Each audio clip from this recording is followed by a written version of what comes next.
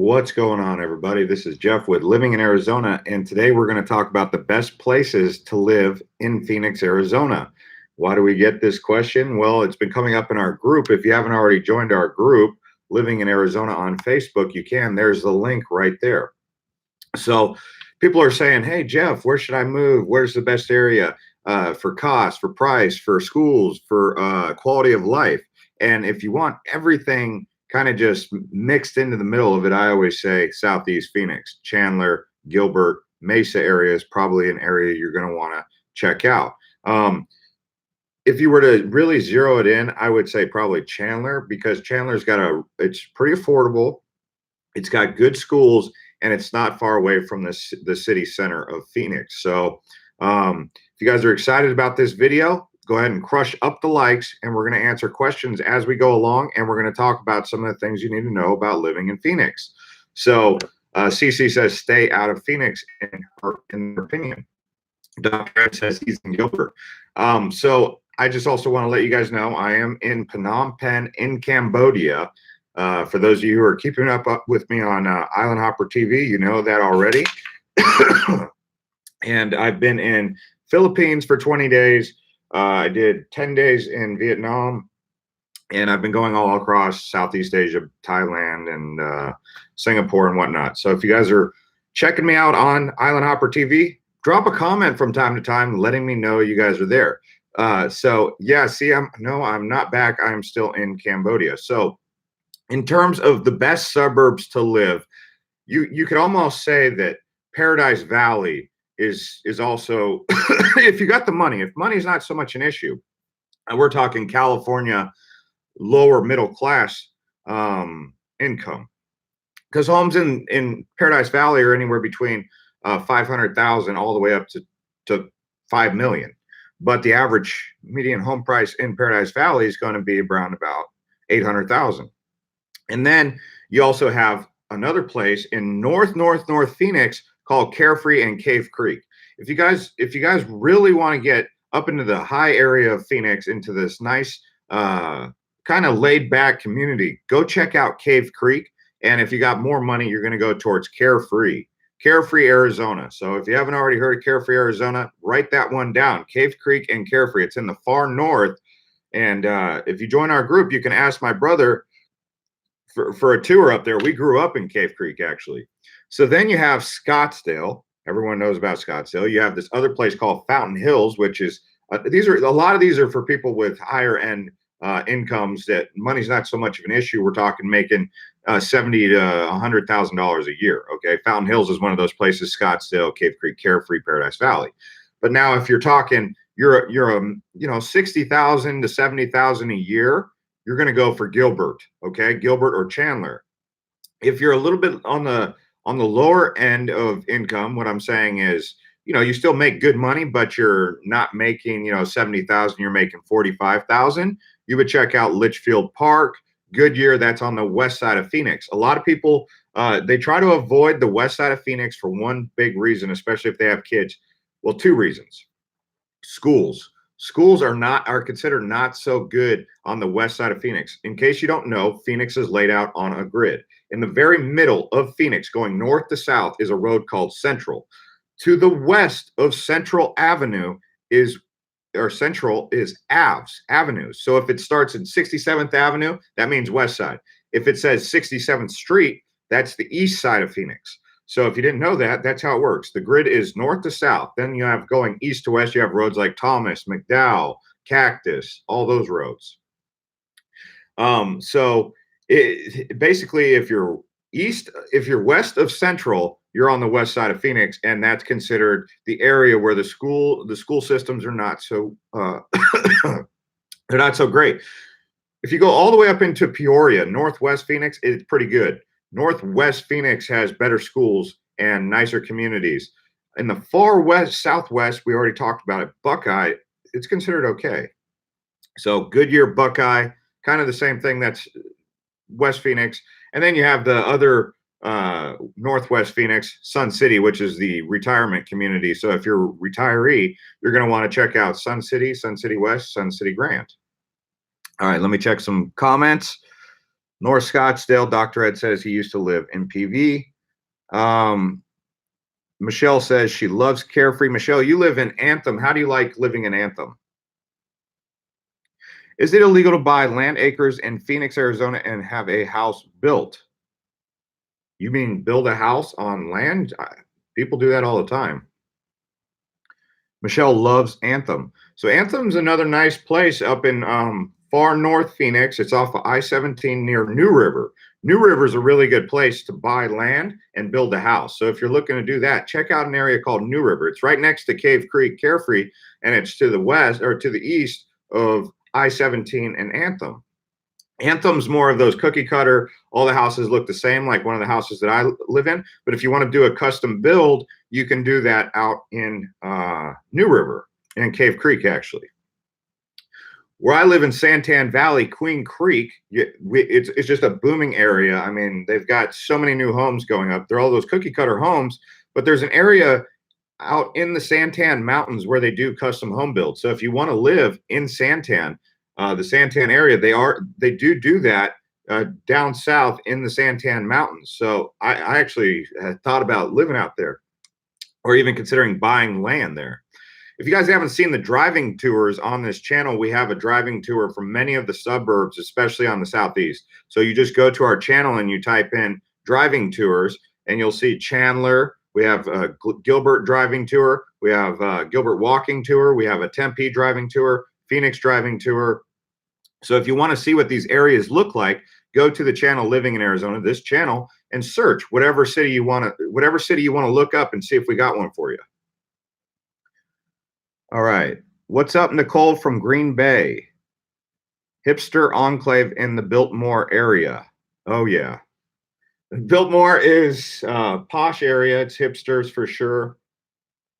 Yeah. Have you guys have you guys been watching my Island Hopper TV videos? I made a couple from Bangkok, Thailand, and now Phnom Penh. I'm actually getting ready to go out on a tour, but I just wanted to put out some information here. I hope to see some of you guys over on Island Hopper.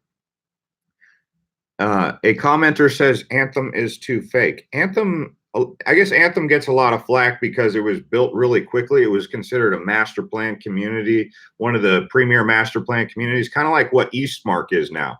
For those of you looking to move to Mesa, in the far east part of Mesa is called Eastmark. And it's now replaced what Anthem is as one of the master plan communities. Right below that is going to be a place called Cadence. The reason the Eastmark area of Mesa and the Cadence area of Mesa is so important is because it's right next to the developing airport, Mesa Gateway International Airport. And so that puts that place right on the map. Thank you to 18 people who crushed up the likes, by the way. But additionally, onto that, they have a freeway that's planned to go through that, and they're calling it the Tech Corridor. So they're getting ready to move. I think Apple's already out there. They're getting ready to move Google out there. I think there's even conversation about moving some of these electric car companies out to the East Valley. Maybe Amazon will build a fulfillment center out there. And what they want to do is they want to build a community that attracts the big tech talent, kind of like what they've done in Denver.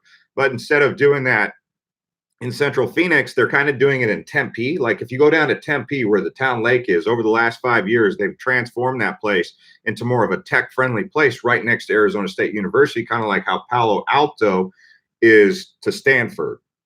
So they're doing the same kind of thing, Arizona State, down there in Tempe. Okay, you're moving to Verrado. Verrado is up against the White Tank Mountains over in the far west. A lot of the complaints that you get from people out in the Far West Valley, like I said, schools and also being very far away from everything. I mean, it's really far away from everything. And the I-10 is slow, but what they've done is they've built the 202 around South Mountain. So the new South Mountain Freeway is done, so that should alleviate some of that pressure that they were feeling in the West Valley. So it'd be interesting to see how that improves quality of life for people living in the west side of Phoenix. Prescott and Prescott Valley, yeah, that's not even in the Phoenix metro area. That'll be another video. We have a couple videos on this channel about Prescott and Prescott Valley, but there's big plans for Prescott Valley. They're calling that the mini California. So a lot of Californians are moving to Prescott. And actually, there's a lot of Californians moving all over Arizona. I mean, Governor Doug Ducey, the governor of Arizona, he announced that Arizona is actually the fastest growing state in America right now. So more people are moving to Arizona than any other state. He's pretty proud of that, but a lot of that is coming from California. Thanks, Greg. Greg says, Jeff, you're killing it with Island Hopper. Yeah, I'm making a lot of videos on that. Thank you.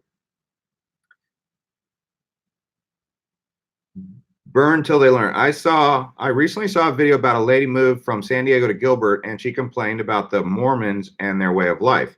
Yeah, so Southeast Phoenix has a lot of LDS. LDS people are really friendly. They don't mess with you. They do have a lot of power and they have a lot of pull, mostly because they're sober. I mean, they're sober and they're organized. I say sober because they don't drink coffee, they don't drink alcohol, but they're also they meet every Sunday, they stick to their plans. You know, someone who's out drinking and partying, they might not pay attention. And so the Mormons just kind of slowly but surely win the race. But they're also called LDS. I don't think we call them Mormons anymore, but yeah, they're very powerful in Gilbert. Actually, maybe the reason why Gilbert's such a nice community is because the LDS has managed that place in such a healthy, hearty way. Mesa is another place that is LDS stronghold. Although Mesa just is older, it's kind of played out, boring. But the best thing about Gilbert, in my opinion, is the downtown area where the bars are. So whoever's developing the downtown area with Dirk Bentley's bar in that area down there on Gilbert Road, if you haven't been to downtown Gilbert, go there at 6 o'clock at night and plan to hang out. It's kind of like Scottsdale 2.0 or Mill Avenue 3.0, because Mill Avenue 1.0 and then Scottsdale 2.0 and then Gilbert 3.0. Those are like the three big areas to go. If Phoenix had a main party nightlife area, that's where you would check. You could also put downtown Phoenix in the mix, Roosevelt Row, maybe 4.0 right there. All right, let's see here.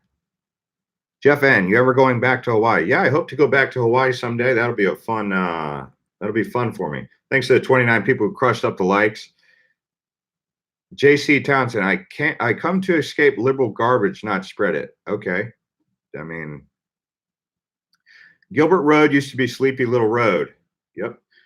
That's why I see Queen Creek kind of going in the same direction that Gilbert's going. It's like they're just taking Gilbert, but extending it beyond the city limits of Gilbert, and it's just kind of overflowing into Queen Creek. Queen Creek is, and the Queen Creek's in a really good position because it's still affordable. It doesn't have the Gilbert prices, but it's also got learning from the mistakes that Gilbert made. The only downside to Queen Creek is there's no major freeway outlet or artery to get, outside of Queen Creek. So you got to drive a little bit to get onto the freeway to the US 60 or to the 202. That's the only downside to Queen Creek. If they build a freeway through Queen Creek's sitting pretty. I mean, Queen Creek will be sitting real pretty. Another benefit to Queen Creek is it's got mountain views. Gilbert doesn't have but very many mountain views. From Queen Creek, you can see the beautiful Santan Mountains, which I think ultimately what's going to end up happening, and I don't know for a fact, but I think that Santan Valley is going to ultimately become a part of Queen Creek. Because they failed to incorporate Santan Valley as an actual city, and what happens is Queen Creek just keeps annexing all the good parts of Santan Valley. So it's like if Santan Valley was going to do it, they should do it, because they're losing, Encanterra and all those other nice areas.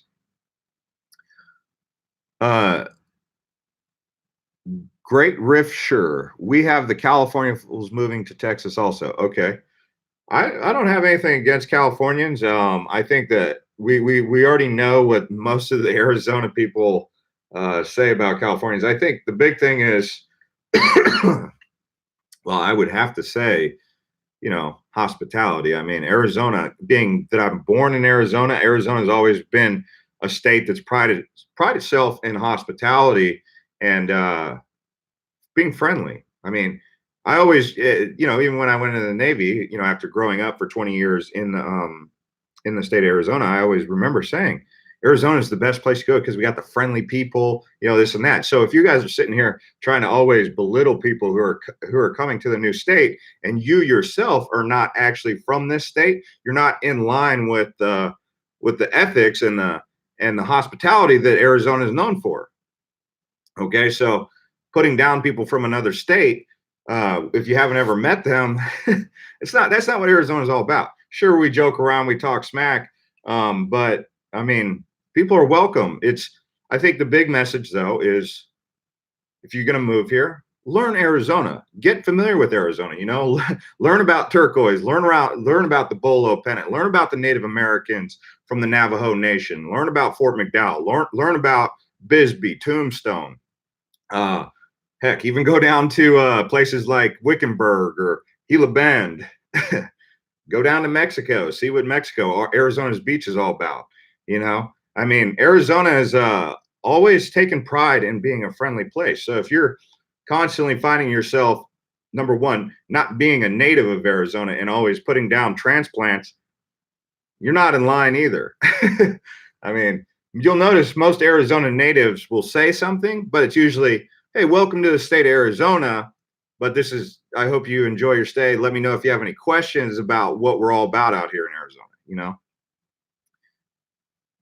Rick Travis, too bad the valley isn't about 5 to 10 degrees hotter yet. Might keep some of that California coastal lefties from invading. Okay. The problem is not about the people, but the politics. Yeah, I mean, the politics are really getting in the way of everything, but I think if we just leave politics out of it, you know, politics are a big pain in the butt. Chuck Miller, yes, born and raised here, very friendly state. We love our natives and all people. He said, just don't liberal it up.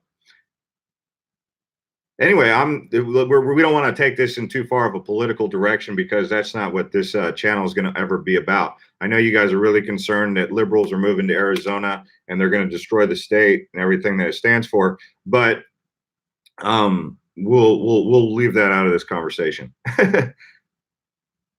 A commenter, agree with Chuck, and I'm not a boomer. Okay, so people are picking on baby boomers and they're picking on Californians. Anyways, so I hope to see a lot of you guys over on Island Hopper TV. You can see I've been making a lot of these exciting videos where I get out there in the middle of it all. If you haven't seen my Philippines series, you should. If you haven't seen my Vietnam series, you should. If you haven't seen my Thailand or Hong Kong video, you should. I really look forward to seeing some of you guys over there commenting and hanging out. And when I get back to Arizona, I'll be right back in the saddle making videos probably at least every other day. Oh, here we got a good question. Royal Pilot, where's the safest place to live without snakes or scorpions? Okay, to avoid snakes, go live in the city. If you live in the rural areas where you have acreage, there's going to be snakes. That's the desert. If you live in a city, the cities of Phoenix, the city of Scottsdale, if you're in the heart of it all, where it's a concrete jungle, no snakes. You might see scorpions in some places.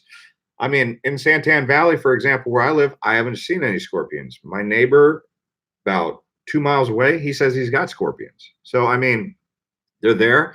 It's just usually what happens is these manifestations take place in these neighborhoods because someone moves from some place, and in their boxes they bring all their bugs. It's kind of like the apartment. You might have a completely clean apartment and you're burning sage and keeping everything kosher, right? Whatever you guys do, I don't know what your spiritual thing is, but your downstairs neighbor might be a pack rat hoarding, and you might not realize until you smell something and you're like, what is that smell? What is that rank smell? What's seeping through my floor? What's seeping through my roof? And yeah, like I said, you might be clean, Clorox, bleach, and all that, but your downstairs neighbor is doing that. Well, you have the same kind of thing with these cookie cutter houses where your next door neighbor could be like pack ratting in their backyard, all these boxes and all this stuff, and then mice and mouses and cockroaches and whatever kind of animal or rodent or pest gets in there. Your yard's spick and span, completely clean and tidy, but your neighbor's living like, they're hoarding. I mean, these kind of things happen. That's kind of why the HOA is there. That's the benefit of an HOA, homeowners association, is if someone's doing that, you go to your HOA and say, hey, I think we got a person over here that's doing some funny stuff. Like in my neighborhood, for example, someone decided to move all of their stuff out of their house. I don't know if they were retiling their floor, but they put it all on their garage pad, where you go into the driveway. And it was on the sidewalks and everything. Okay, fine. Do that for 1 or 2 days. Great, no problem. It was there for a week, 2 weeks then. And it rains and it comes, and everyone's like, okay, this person's not going to be able to use any of that wood furniture, those couches, because it just rained and they have all their stuff on their front door. Usually you can't really say anything, but if you got an HOA, you go to the HOA and you say, hey, what gives? Do you know these people have all of their home furnishings on their front driveway for the last 2 weeks? So I know I complain about HOAs, but that's a benefit of an HOA.